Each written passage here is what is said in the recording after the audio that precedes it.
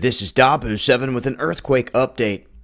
When looking at the global incident map, you can see that there has been a ton of earthquakes in Alaska, or near Alaska, up there by the Canadian border. This is in BC, that are extremely shallow. There has been over 400 earthquakes in this area. So many that it's ran the rest of the quakes pretty much off the map. When we look globally, we normally see a lot more activity. We see one in Japan, one in Peru, the rest situated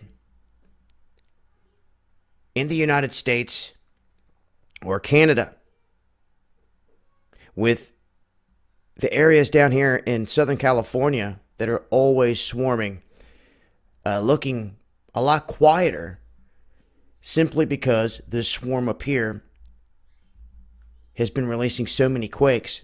Now, when we zoom into this spot, you'll see this line here. This is the Yukon up here. This is British Columbia here. This is the United States right here. It's part of Alaska right there. So this is right where they meet in this mountain area. Now, here within this week, there was a big quake right up by Denali, and it was right on one of those glacier sheets. And if you look here, you can see that this area isn't completely covered, so to speak, with ice and or snow. And when we zoom in down here, this does not look to be a fracking region or anything like that. It has others asking, is there some kind of testing going on underground? That's a very real possibility. Now, of course, that would mean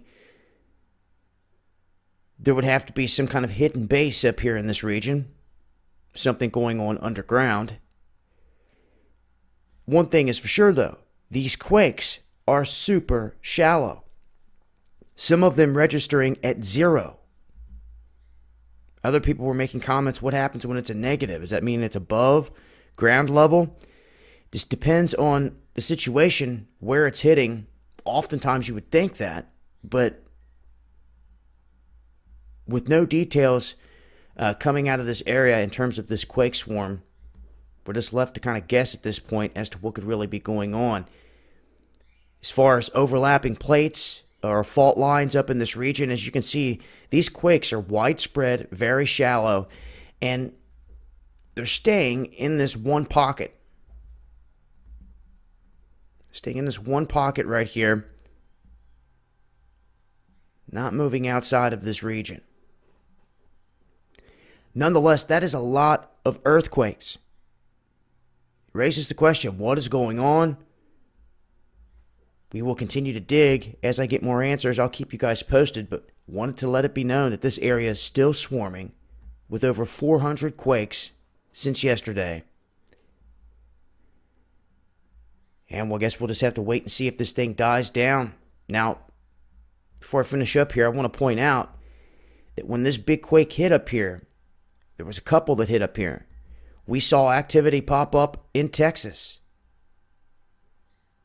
in Tennessee, I believe Arkansas or Missouri, seen a quake as well. We had quakes hitting here on the Atlantic Ridge. Then they started to work their way up to the North Atlantic Ridge in this region. And it's after a big quake hits in the vicinity of North America that you have to pay attention to the other areas. That's when I usually see these little quakes popping up in other areas or in odd spots, is after a big one jolts a nearby plate. But I will continue to watch this. I'll keep you guys posted if we see any other earthquake activity.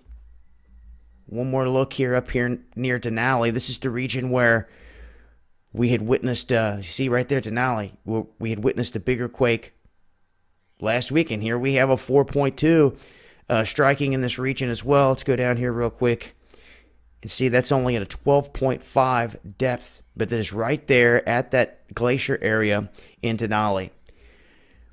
This area up by Alaska seeing the most activity right now, I will leave a link. It's been Dabu7 with an earthquake update.